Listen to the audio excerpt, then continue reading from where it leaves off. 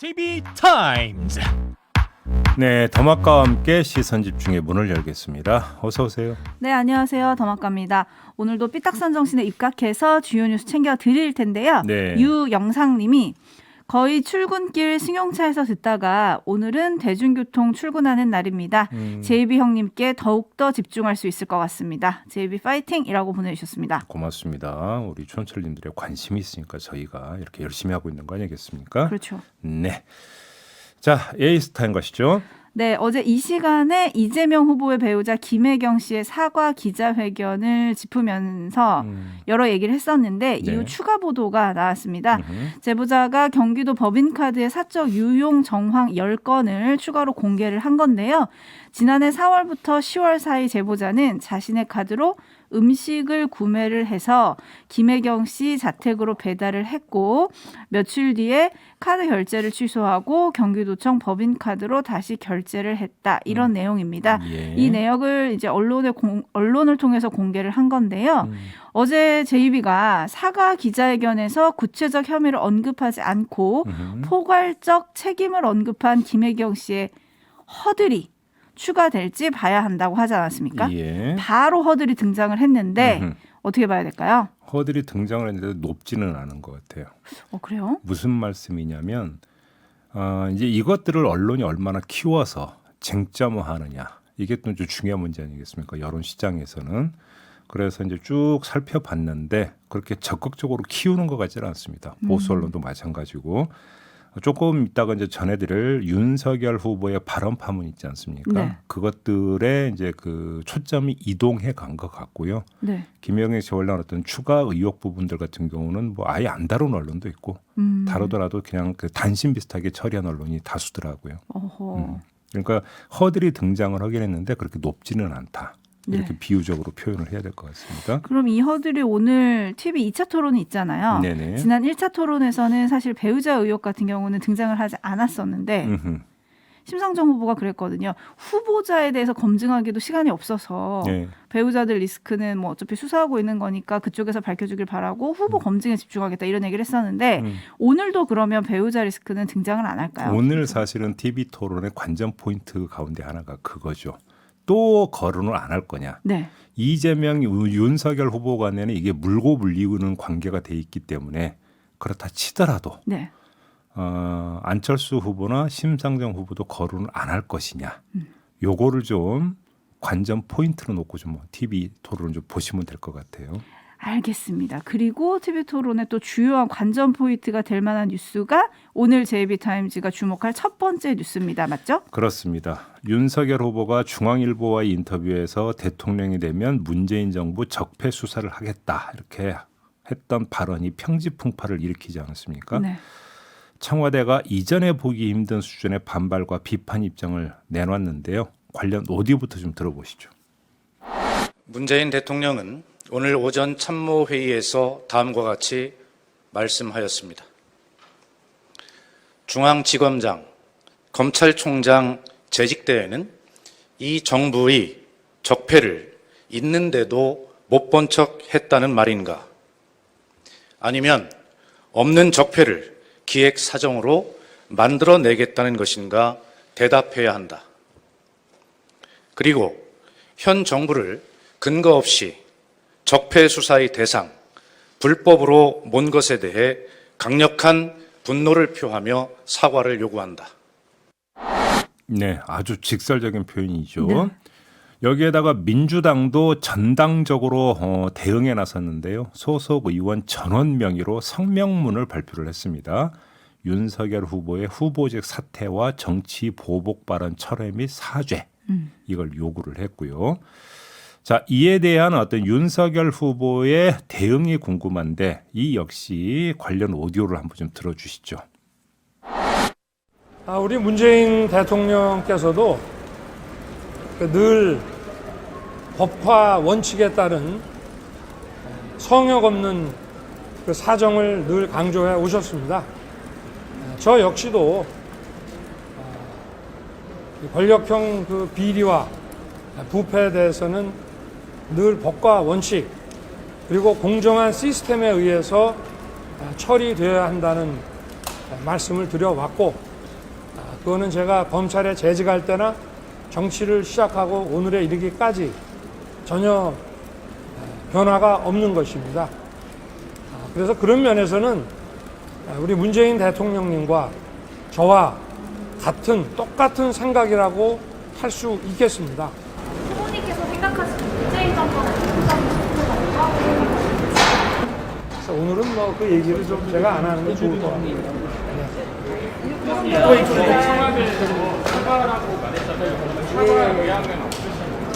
제가 아까 말씀을 다 드렸지 않습니까? 다음 일정이 있어서 이 저는 정도로 하시죠. 우리 문재인 대통령님의 생각과 제 생각이 같다라는 말씀을 드린 겁니다. 네, 우리 문재인 대통령이라고 말을 하는 부분이 좀 귀에 꽂혔고요. 네. 그리고 사과할 의향이 있냐는 기자의 마지막 질문에 대해서는 다 말씀드리지 않았습니까? 문 대통령의 생각과 제 생각이 같다는 말씀을 드린 겁니다. 이렇게 얘기를 했는데 생각이 사태가 같으면 청와대가 저렇게 반응하나요? 사태가 좀 커지는 것 같죠? 그러니까요. 이 발언이 본인의 선거 전략에 어떤 영향을 미칠지 이건 어제 유튜브 연장방송 청기누설에서 이미 짚었습니다. 비록 본방은 아니었지만 그래도 이걸 좀 참고해 주시고요. 여기서는 반복하지 않겠습니다. 네. 그냥 이 점만 말씀을 드리겠는데요. 선거 전략에 도움될 게 1도 없어 보인다. 이 말씀만 드리는 걸로 하고 네. 또 다른 점을 좀 한번 짚어보도록 하겠습니다. 과연 조금 전에 들었던 발언이 발언의 정정 또는 우회 사고라고 볼 수 있을까라고 하는 점인데요.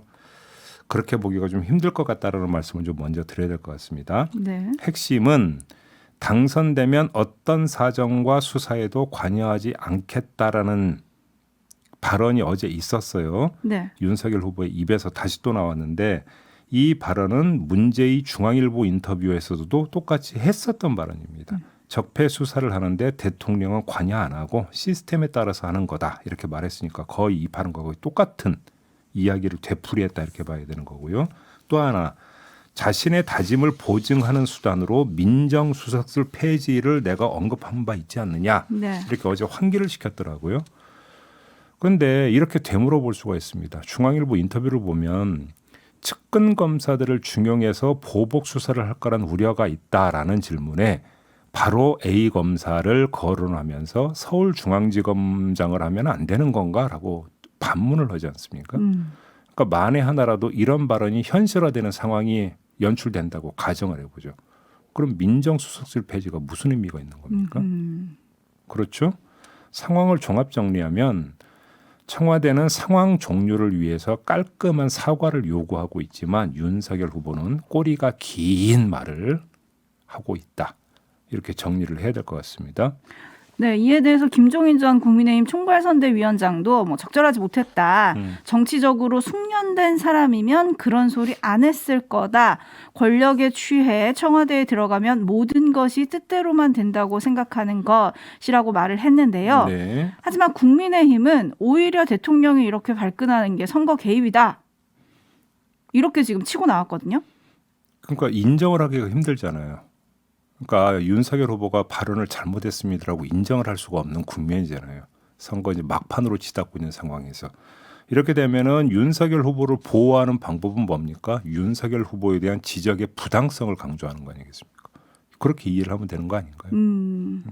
촌철님들의 의견을 좀 소개를 해드릴게요. 예. 싱싱이님이 좋은 나라를 설계하는 게 아니고 정치 보복만 생각하는 것 같습니다. 매누님, 대선 출마 선언이 당연한 보복각 아니었나요? 뭘 새삼스럽게 라는 의견 보내주셨고요. 예. 캉스님은 윤석열 후보가 언제부터 문 대통령과 생각이 같았나요? 그러면 왜 국민의힘 후보로 갔나요? 라는 질문. 반면에 2367님은 깨끗하면 분노할 게 있나요? 적폐는 청산돼야 합니다. 누구든 이런 의견 주셨고요. 예. 2673님은 문재인 정권도 해소 못한 가장 큰 적폐는 검찰 적폐이고 그 중심에 윤석열 후보가 있지 않습니까? 라는 의견 보내주셨고요. 네. 그런데 기자들이 어제 물었잖아요. 윤 후보에게. 문재인 정부의 적폐가 무엇입니까? 네. 답을 안 했어요. 예. 그런데 옛날 자료를 좀 찾아보니까 지난해 10월 국민의힘 경선 토론회에서 답한 부분이 있더라고요. 원희룡 후보가 법에 따라서 처리하는 것과 정치 보복을 하는 것의 기준이 무엇입니까? 라고 물으니까 예를 들면 조국 사건이라든가 지금 이재명 아수라 게이트 이렇게 저절로 드러난 것은 처리해야 한다라고 윤석열 후보가 말했습니다. 네. 그리고 노무현 전 대통령에 대한 수사는 정치 보복이냐라는 질문에는 전직 대통령을 그런 방식으로 하는 거는 정권의 엄청난 부담이기 때문에 어리석은 대통령이면 그렇게 하겠죠. 라고 얘기를 했는데 네. 요거를 좀 정리를 하면 조국 일가 비리, 울산시장 선거 개입 의혹, 월성원전 폐쇄 논란, 그리고 대장동 의혹 뭐 이런 것들을 현재 문재인 정부의 적폐로 보는 거 아니냐 이런 해석이 나오던데요. 그렇게 뭐 그런 해석에 따라붙을 수가 있는 거죠. 근데 좀 하나 추가로 말씀을 드리고 싶은 게 그런 것들의 거의 대부분이 어떤 식으로 수사가 개시가 됩니까? 고소 고발이 먼저 이루어지고 그게 접수가 되면서 수사가 이루어지지 않습니까? 고소 고발된 거를 수사하지 말라는 얘기가 아니잖아요. 네. 그러면 고소 고발 들어오면 그냥 수사를 하면 되는 건데 거기에 힘주어 강조를 해야 되는 이유가 뭐가 있습니까? 그러면서 보복, 그러니까 정치 보복이라고 하는 단어까지 등장한 질문에 대해서 아주 강한 의지를 표명을 한 거잖아요. 네. 적폐 수사라고 하는 것들. 그러면 여기서 맥락적으로 그거는 어떻게 이해가 되는 겁니까? 수사에 있어서 기획성이 강조가 된 걸로 받아들일 수가 있는 거죠. 청와대도 지금 이 강한 입장을 표명을 하고 있는 게 바로 그 대목 아니겠습니까? 고소고발된 거 수사하지 말라는 얘기가 아니잖아요. 그러면 그거는 입에 올릴 이유도 없는 거잖아요. 윤석열 후보 입장에서는. 그리고 본인은 이미 검찰을 떠났기 때문에 본인이 입에 올려서도 안 되는 거잖아요. 그냥 지금 검찰에 있는 사람들이 접수되면 그냥 사건 배당받아서 하면 되는 건데 왜 얘기하냐라는 거죠. 그러니까 그게 정치적 논란을 자초를 한 거죠. 그런 점에서. 네. 6646님이 드러난 것은 수사하고 또 나머지는 어리석은 대통령 선택적 정의인가요? 라고 물어주셨고요. 네. 9028님 그러면 그건 다 한동훈 검사장이 지휘를 하나요? 라고 물어주셨고요. 데이지님이 오늘 저녁 토론 잘 보겠습니다. 보고 결정하겠습니다. 라는 의견 보내주셨는데 네. 한편 오늘 대선이 또 5곳의 재보궐선거가 같이 치러지지 않습니까? 국회의원 재보궐선거. 네네. 네. 어제 저녁에 국민의힘 공천 결과가 전해졌습니다. 네. 종로에는 최재형 전 감사원장을 전략 공천하기로 했고요. 네. 홍준표 의원의 제안이 이렇게 현실화되는 건가요? 결국은 홍준표 의원의 요구가 뭐 하여간 경위가 어떻게 되든지 간에 결과적으로는 결론적으로는? 받아들여진 거잖아요. 네. 네. 그리고 서울 서초갑에는 조은희 전 서초구청장, 충북 청주 상당에는 정우택 전 의원이 경선을 통과를 했는데 예. 결국은 윤석열 대선 후보, 최재형 종로 보궐선거 국회의원 후보 예. 이렇게 되는 겁니다. 예. 두 분 다 문재인 정부 출신 인사고요. 음흠. 반문재인 정서, 정권심판론 네. 이걸 전면적으로 내세웠다. 이렇게 보면 될까요? 뭐 그렇게도 볼 수 있겠죠. 근데 이 문제는 이제 최재형 후보가 그러면 종로 보궐선거에서 어떤 목소리를 낼 것이고 어느 정도로까지 그러면 여론의 주목을 받을 것이냐. 더 나아가서 언론이 어떤 식으로 지금 각 잡아서 보도를 할 거냐. 이걸 좀 봐야 되는 거 아니겠습니까?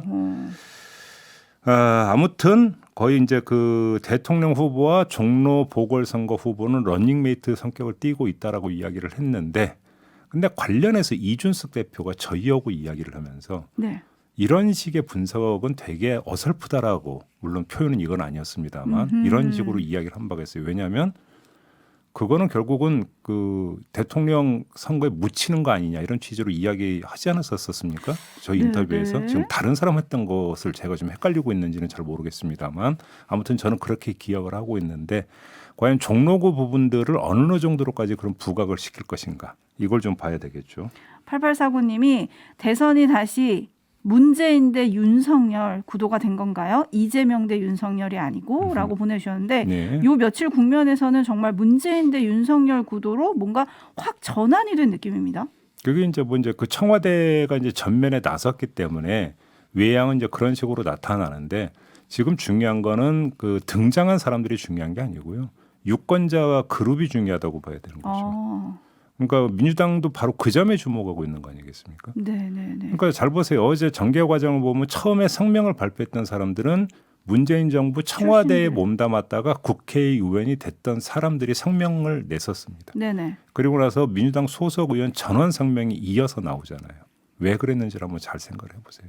알겠습니다. 이렇게 뉴스가 쏟아지는 가운데 오늘 밤 8시부터 2시간 동안 펼쳐질 대선 후보 사인의 2차 TV 토론 뜨겁게 지켜보고요. 네. 얘기는 월요일 날 좀 나누도록 하시죠. 네. 제비타임즈 다음 주목할 뉴스는 어떤 건가요? 국가보훈처가 광복회를 감사를 했는데요. 그 결과를 어제 내놨습니다. 네. 그러니까 국가 유공자 자녀에게 장학금을 주겠다라는 이유로 국회에서 카페를 운영을 해왔는데 이 내용에 좀 문제가 있다. 한마디로 이런 건데요.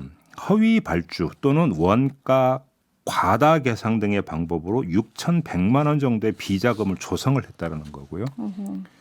그 비자금 가운데 1,000만 원 가량이 김원웅 광복회장 개인 통장으로 입금된 후에 여러 단계를 거쳐서 현금화돼서 사용됐다. 그럼 어떻게 사용이 됐느냐? 광복회 직원 상여금, 김원웅 회장의 한복 및 양복 구입비와 이발비, 그리고 자신이 설립한 협동조합인 허준 약초학교의 공사비와 뭐 장식품 구입비 이런 등등의 사용이 됐다라는 겁니다. 네. 그리고 또 하나 골재 업체인 백신미네랄이라고 하는 업체가 있는데 이 업체가 광복회관 사무실을 무상으로 사용을 해온 점도 잡았다고 합니다. 이 업체 관계자가 김원웅 회장과 동서 관계인 것으로 이렇게 지금 파악을 하고 있다라는 거고요.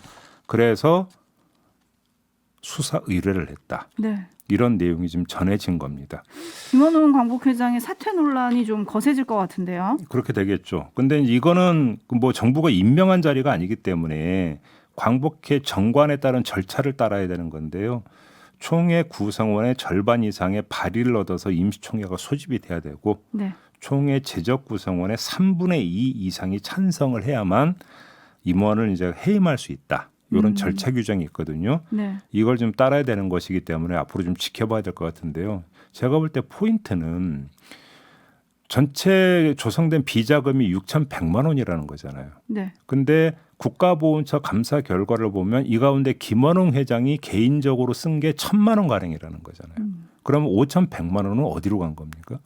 비자금 가운데. 그래서 그럼 또 그건 어떻게 쓰이게 된 거죠?